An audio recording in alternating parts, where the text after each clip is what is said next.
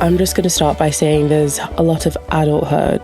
It's been really fun to play. It's just great to see these characters grow up. Let's just start off with the big thing. Me and Tao have sex. We finally Congratulations. tied I the don't have knot. to respond to that. Yeah. We've got each other to lean on, which I think is really special. I've never really gotten emotional before, but To suddenly be thrust into this and be spokespeople for communities, that must be tough. I put my heart and soul into Elle every single season, and I think that has inspired a lot of people. Hi babes, welcome to the Heartstopper official podcast.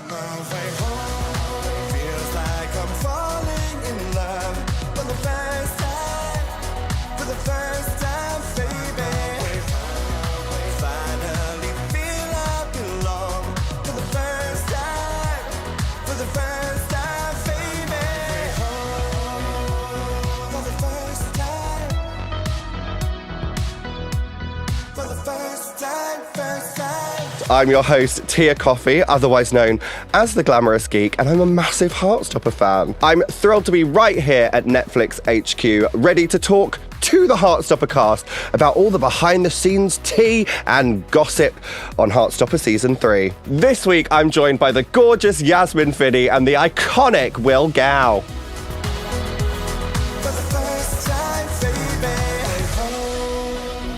We are here to talk about what role I can have in Heartstopper. Just kidding. We are here to talk about Season 3. Last time I saw you was when we did the Joe Lycett. Do you remember that? Yes, I do. Yeah. That was... I saw you in a cupboard on set. At the school, I opened the door and you were just there. And then I was like, hi. And then I closed the door. I was wandering around your set. Yeah. It was a bit, I was for Netflix, I didn't just show up. Yeah. Now, for everyone watching at home, this is the past. The moment we are in is the past. You're in my future, which to you is the present. I've complicated it. So I haven't actually seen Season 3 yet. So can you both give me an overview of what your characters are doing, what they're up to, how their lives are? Okay, so I'm just going to start by saying there's a lot of adulthood that starts to blossom this season. Interesting. So let's just start off with the big thing. Me and Tao have sex.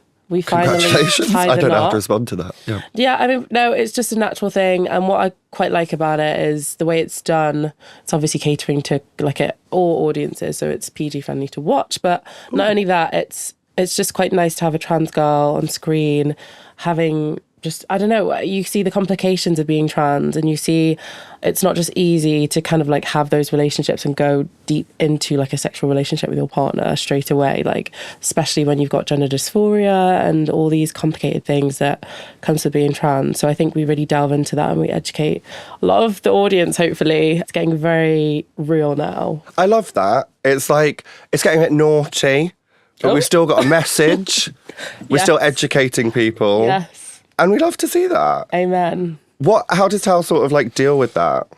I think it's all part of it. It's growing up. It's having those conversations and learning to listen and be supportive. And I think for Tao, obviously, he has this challenge because he's never been in this situation before where someone he loves so much is struggling with something that he can't relate to in himself. So I think growing with sympathy and empathy is such a formative thing when you're growing up. And I think we really see Tao support Elle on the journey, and they communicate and they really grow. You okay?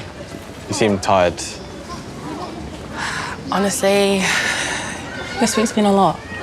In a good way? I mean, the pictures from your Instagram look great. I think out of all the seasons, this is the season where they mature. From episode 1 to episode 8, you see a big level up in their maturity, which is it's been really fun to play because it's just great to see these characters grow up. How you spoke about sort of watching them grow up, but how old were you both when you started filming Heartstopper? You were 17. I think I was 17. And I was 18 when I got the role. Yeah. Yeah. 18. So yeah. now I'm 20 and it's 3 years of being with Will. And I think that was also another thing. Sorry that I said that. So But it's a travesty. In a nice way. In an amazing way. In a way that, like any situation, you're with your partner for 3 years in that sense, your work colleague, and you learn the ins and outs of each other's acting. You kind of you know what's going to happen. You kind of read each other's minds in the scene. And I think as we've gotten onto more and more seasons, we just kind of like me and Will, I think there is this sort of like understanding of, so to say, actually we know exactly the way that Tao and Elle would sort of handle that scene and handle the movements and handle like the eyes. And I just think it's a maturity. And I think for most of us, for me anyway, I didn't film anything before Heartstopper. This is my first ever job. So I came onto Heartstopper kind of just seeking for like sort of like a lesson on acting in a way. It was like it was a way for me to learn. It was a way for me to sort of examine people and how they act. And it's an amazing experience. And I think the best training personally for me has been actually being on a set and being able to work with the likes of Will and all the other guys. I think I'm it's obsessed with that. Yeah. Like literally, most people would be like, oh, I really want to learn how to act. Might go to the Brit school. You're like, I want to learn how to act. I'm going to get on Heartstopper and end up with millions of followers on Instagram. Casual. Just like, well, I don't think we went into the show knowing we would have millions of followers, and I don't think that was our intent to like go on the show and be like, oh, we're going to be famous from this. I think, but it is nice, isn't it? It does. It's nice. It's nice, and I think for me, like, all of that stuff doesn't really matter as long as Elle is out there and as long as Elle is on the screen, sort of representing for such a community that is going through a lot right now, like in the world. I think it's important that we touch on these hard hitting topics. And I actually got really emotional a few times on set. I've never really gotten emotional before, but like on set, obviously, I got really, really emotional like a few times. I just like had to have a moment to myself because as I'm more into this industry, I'm starting to just like be a bit more of a method actor. And sadly for me, it's really easy to relate to being sort of like, to be sort of alienated. It's just a lot. It's very overwhelming to think about, but it's hard to get out of that place. So a few times on set, I just need a little bit of like a break. I'll just put some music on and I'll just sort of like just breathe. It's just really difficult, but I think hopefully you'll see that in my acting and the performance of Elle. Yeah. One thing that I do think, although it's overwhelming, first of all, we have each other.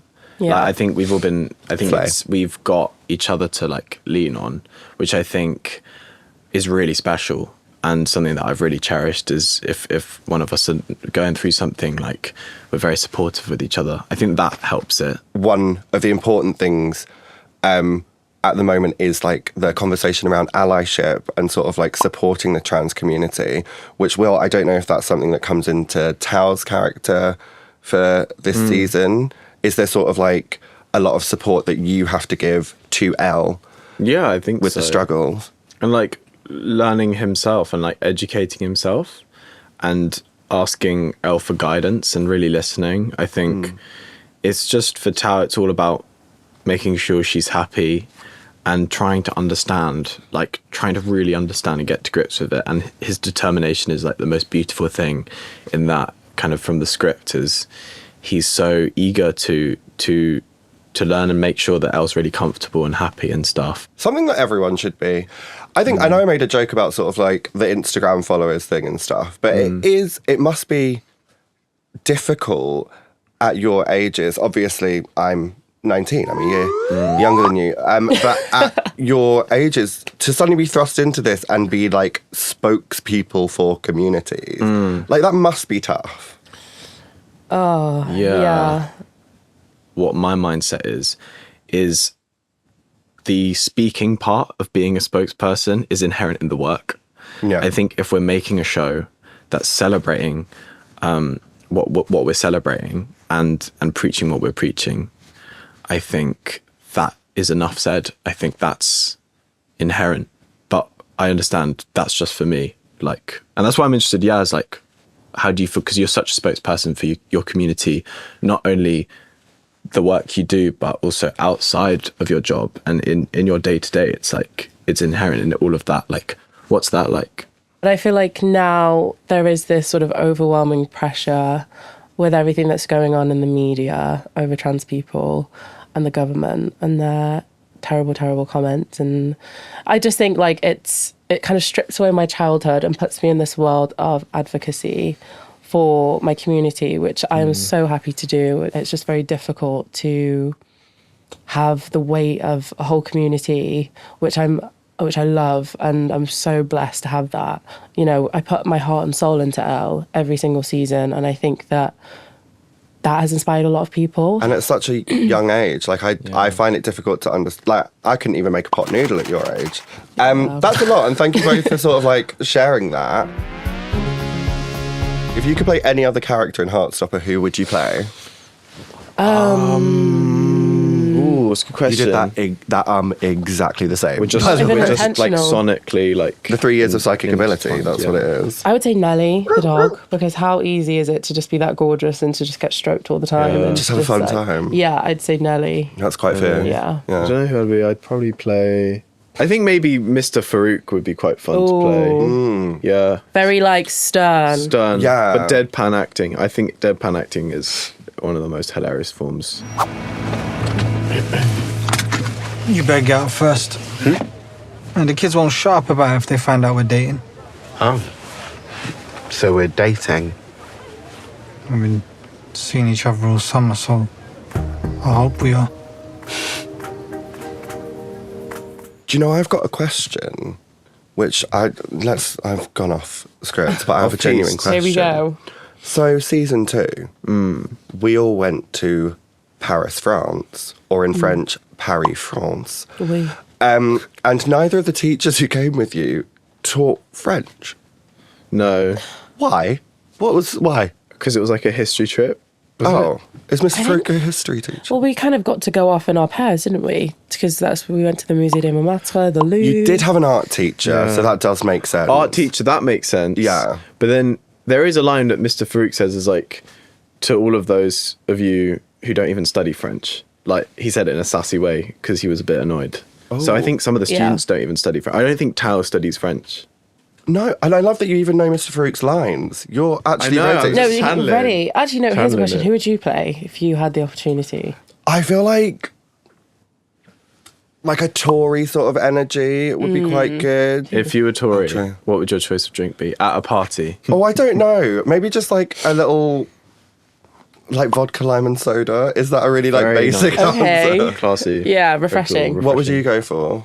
As Al, Yeah. as Yasmin, I have a double vodka Red Bull, but I think that's a bit too aggressive for Al. I feel like That is she a would little, just have. yeah. Quite intense. She'd have like a pineapple, one shot of tequila kind of girl. Oh, Tequila pineapple. that's nice. I was going to go like even maybe an Alco-Pop energy.